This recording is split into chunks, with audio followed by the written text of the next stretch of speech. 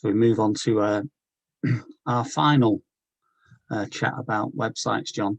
And obviously in this, we're going to talk about the going live period and maybe a bit about what you do, to do with measurement and these type of things. We'll talk about that probably at the end of this. But I think the most important thing for me is when you've built your website, you've obviously had your pre-build, you've had your build, you've worked with a client, you've done all the different things you need to do. Your website's ready to go live. What happens next, John? Well, you pretty much go back to your original plan and brief and documentation. Is this what we set out to build at the beginning? Is this the brief? Has the brief been met by the supplier here? So that's the main thing. Make sure you're delivering, or you're about to go live with what you wanted to start off with. And if you haven't, I'm sure you've documented it on the way through the process. We've changed this, we've changed that. The documentation is king in this, because it's how you're going to learn going forward and how your colleagues are going to learn going forward. Have we delivered? Have they delivered? The supplier delivered what we want? So that's the main thing. And once you're happy and that's signed off in your own mind, as well as on the documentation, obviously, it's test. That's really when you're going to find out where the holes are on it. Hopefully there won't be, because you've tested as you've gone along. But really, so I'm talking about testing, you're talking about technical testing. So you're talking about hosting, volume through it. Can it cope with the amount of applications and things like that, and the amount of candidates? So all those type of things. But this is where you go back through your colleagues, your technology team internally, IT directors, IT department. Is this fit for purpose as far as you're concerned? Are you going to sign this off? I would hope by this stage you'd be keeping tight with them all the way through the process. Brand, marketing, make sure. But again, all the way through the process. That's why I was talking about previously about building a team around this, getting everybody's sight of it, get everybody signing up to it. There's a complete responsibility amongst all of you in this as you're going towards delivering this thing. So it's all about testing, and obviously test for candidates, because that's what it's supposed to be built for at the beginning. Throw it out to the market. Let's find some holes in it. Push it as much as you can to see if it works and it's deliverable for the end user. Do you always advise a soft launch? Yes. I think it's far easier to do that. So modern day, it's far easier just to get something up on a dev server, test it in a similar environment to what's going to be live out there. And that's why I'm saying testing's key. Test it to the nth degree on it to make sure it's as robust technically, it's on brand, it's workable, and it's deliverable for the end users and the candidates, so they have a positive experience of the process and of you as an organisation. Once you've done that, then the going live should be easier. It used to be years ago, it was this pent up stress and anxiety about we're going live. These days it's far simpler, far less stressful, because you should already have it in an environment, technical environment, that's going to be as close to the real thing as possible. So that's why you do all the testing at the beginning. So when you do go live, then it's far easier. It's like the Grand Prix, by the time these cars go on the track, they've been tested through something 10 times harder and 10 times more stressful. So it should be more straightforward to just flip the switch and go live. What do you do when you show it internally and you suddenly get 6 or 7 people who've never really been involved in the project, never been involved in the pre-brief, the brief, understanding what you're trying to achieve, look at it and go, I don't like that button there, I don't like that colour, and I don't like that picture, and I don't like this, and I don't like that. What do you do? That's where the pre-build and the planning process, that's why it's most important.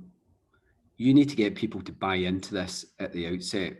You don't want to be turning up pre-launch or post-launch. Well, it'll be pre-launch, but it could be post-launch, with something they haven't seen before, that they're part of the decision-making process. It's really, really key, and we've learned this a long time ago. Get everybody to buy in, skin in the game, they call it. They have a responsibility themselves. So going through this project, you have a project team and you give everybody sight of it as you're going through the delivery of this project and this system. Really, really key. You don't want any surprises. They don't want any surprises, because surprises cause stress and anxiety, and people make decisions and react defensively when they see something for the first time. So again, you should have this all resolved and part of the process as you go through it, so nobody has an opportunity to halt the project because they say they haven't seen anything before. Yeah, Get everybody in the game. especially your marketing person, who can sometimes come in at this level and go, I don't like that. It doesn't meet the brand. You've done all the prep bits, you should be absolutely fine. One of the things that I always say to everybody is, where's the apply button? On the homepage. If you can't see it and it's hidden or it's in a dark color, then you need to change that. It's got to be dead easy. It's got to be top right hand corner. I mean, we've done a lot of work before on things like eye tracking. If you ever look at any eye tracking around application forms, the candidate always looks top right for your apply button. I don't know why, they just do. And it just happens to be the way that it's the natural way of the world, unless it's in the middle of the page in big letters. I think it's quite an important thing to make certain that the apply button is really easy for a candidate to find. Yeah, and obviously there's so much more on mobile devices these days, be it tablets and phones and things like that. So, if you've got that wrong pre-launch, then there's a problem. This is the type of stuff that's sorted out from day one or during the process. Testing, user experience stuff. And that's why it's key to get people around you who've been over this before, over the jumps before, through the process. They've got the scars, they've got the marks, they know what to expect before it happens. And that's really what the expertise is all about. Things that they don't even think twice about. They turn up with the documentation and the process at the beginning saying, here's all the things that we need to go through. And if you've not been through it before as a client, you think, oh my goodness, what is this all about? But if you get all that right at the very beginning, you don't get any or hardly any issues towards the end. And that's why you need everybody in on the inside of the tent, everybody who's in the team, part of the process, and you've got everybody who's responsible within the organisation, and senior sign-off people are fully aware as they go along through the process. By doing that, you should eradicate and stop any of the horrible things that happen towards the end or just going live. That's always key, and it doesn't really matter what you're building, whether it's recruitment or ticketing systems or, e-commerce systems. The basics are always true all the way through the process. Digital and websites and the digital channel these days is relatively new and young, but the processes should be fine-tuned by now. So anybody who doesn't go through the things that we've spoken about shouldn't really be involved in the project, to be fair to us, as a supplier. Clients, we understand, clients are experts in their own domain. That's why they should be getting, experts in digital people, technical people, branding people, recruitment people, whatever, involved in this type of thing. Because if they don't get the right people involved, then it's not going to work out properly at the end of the day. Yeah, I mean, I think obviously you've covered the build and all the different things. I mean, I think from my point of view, I think one of the most important things with going live is understanding how you're going to measure success. Measurement is number of applications. It is looking at the traffic you're getting. It's looking at the different parts and processes you have in the application process. I think things like Google Analytics really important. I think tagging certain parts of the website. You can get to the point now where most ATSs you can see where the drop-off point of applications are. So 50 people start an application process. I know things like LinkedIn do it now, on their recruiter package where 50 people have started an application, but actually 50 people haven't applied. I mean, it's just the way it is. I mean, just to give people an idea, websites, it's about 1 in 9 people who start an application process on a recruitment website, as in a job board, actually go on to apply for the job. That tells you where you are. So people start it and go, oh, I'm not going to apply for that. And the reason being is often that you just get into the application and go, this is just too hard. I've always been of the opinion that if you really want a job, you'll go through the heartache and the hardship of applying for a job. Obviously, hopefully, what we've done throughout this series is told people that actually the application process is really important, keeping it simple so the client can actually, offer a candidate a really easy interactive, responsive, type of environment that they can put their application in. There's obviously lots of new ways you can do it, with uploads from LinkedIn and all the other things. So these are the type of things that once you've gone live, you'll get feedback from different people, and don't be afraid at that point to change little things and tweak them.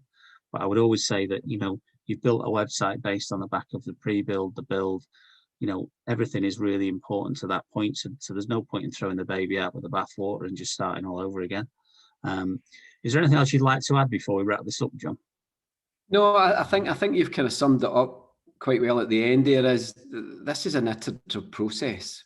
You're hoping to get 85% accuracy in what you're trying to deliver here.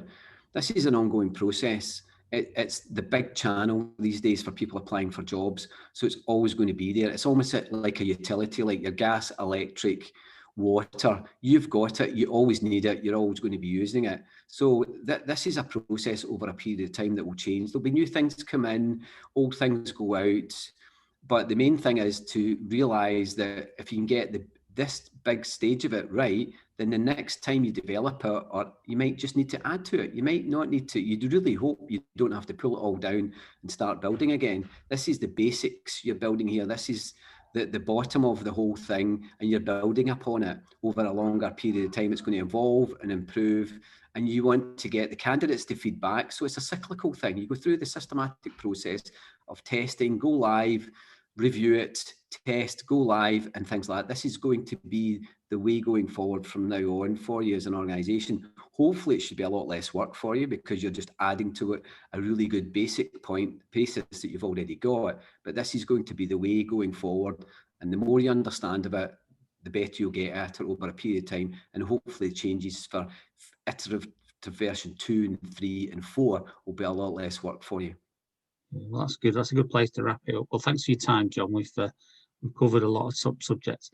I know with a lot of these videos, people don't necessarily, view them all the way to the end and take on every part. But hopefully there's some nuggets from the different videos that we've done that will allow people to see that, one, we know what we're talking about, but two, which is probably more important, there's a bit of help out there. I think we're both very lucky as we get to work with some lovely clients who meet a lot of these type of criteria. So as again, thanks for your time. And where can people find you, John? Yeah, well, you can follow me, John at Spider, or our website is spideronline.co.uk. And thanks very much, Tony, for asking me on today. Enjoyed it. And don't forget they can find you on LinkedIn, John. That's always an important part. It seems to be the way that everybody finds me now. Even people I don't want to find me. All these salespeople trying to sell me bits of software and recruitment kit. It's unbelievable. Anyway, thanks again, John. Cheers, Tony. Take care.